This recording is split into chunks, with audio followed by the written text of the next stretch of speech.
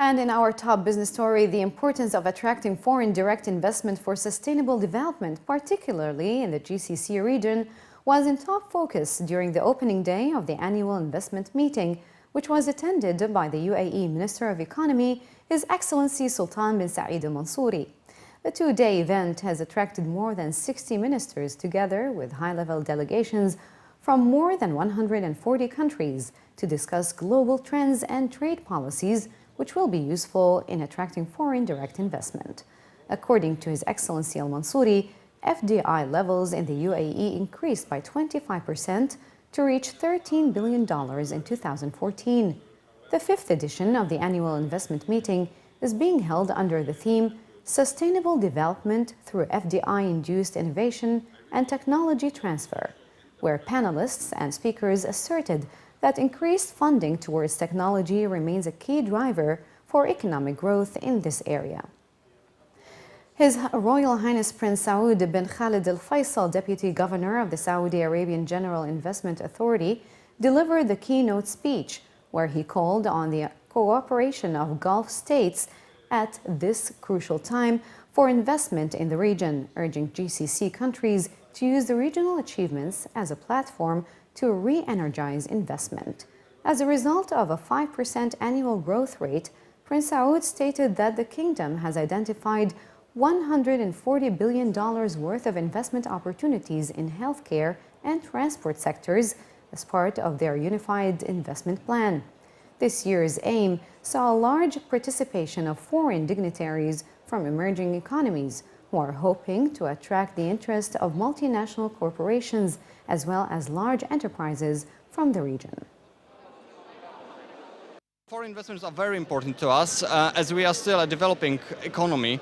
And every year we can see more and more inflow of foreign direct investments, especially since we opened a special economic zone within the city limits. So that means that the companies which invest in Zabrze can obtain up to 5 years of tax exemptions, of corporate tax exemptions, as well as property tax exemptions. But we are hoping, that's why we are keep coming here every year to look for countries from the Middle East. We have companies from Korea, from Italy, from Europe, but not yet from EUA, for example, and we are hoping to attract one of these. So today we had a very successful talks with a pharmaceutical company which is willing to open its facility in Europe, and there is a hope that maybe this company will choose Zabrze in Poland. Property leasing and selling prices in Dubai and Abu Dhabi remained relatively stable during the first quarter of 2015, according to a new report by UAE-based Tasweeq Real Estate Development and Marketing. The study showed that sales prices and rental values dipped by about 2% in the first 2 months of the year. In addition, transactions slowed by 20% in January and 17% in February compared to the same months in 2014. In a statement, Tasweeq said that in Abu Dhabi, landlords were seen protecting rental levels by reducing supply in the first 2 months of 2015, with residential rental prices rising 2% in Abu Dhabi Island and 3% in freehold areas outside the mainland. The report concluded by saying that market movements were steady and deliberate across the UAE during the first quarter, with most developers adopting a wait-and-see attitude, although Tasweeq stated that they are optimistic that the local industry will post a strong performance this year. Emirates Airline and Etihad Airways said on Sunday that they will have 2 people in their passenger jets' cockpits at all times following last week's Germanwings tragedy. The UAE's regulator is also taking action, according to local reports, with the head of General Civil Aviation Authority quoted as saying that it is in discussions with the European Aviation Safety Agency over the mental health of pilots and airlines' cockpit policies.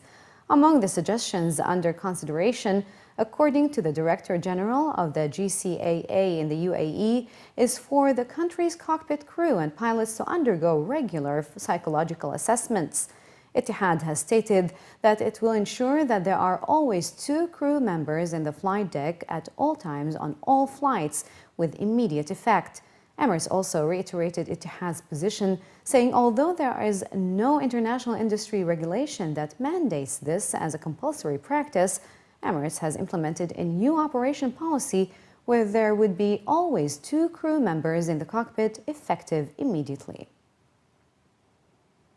After registering nearly 30% growth this year for the region's digital economy, is set to double over the next 3 years to pass the $30 billion mark by 2018, according to new estimates. The industry forecasts were contained in a new report by Deloitte in its Middle East Technology, Media and Telecommunications Predictions 2015.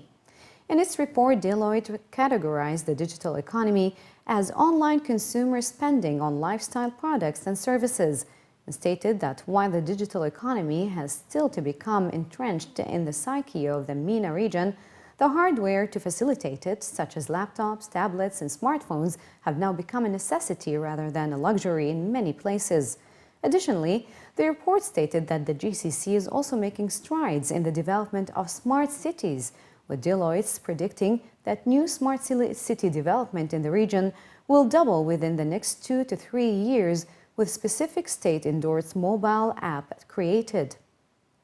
In the areas of government services, the Middle East region alone represents 24% of the global government services base, with the GCC countries at over 85% of the region's government services.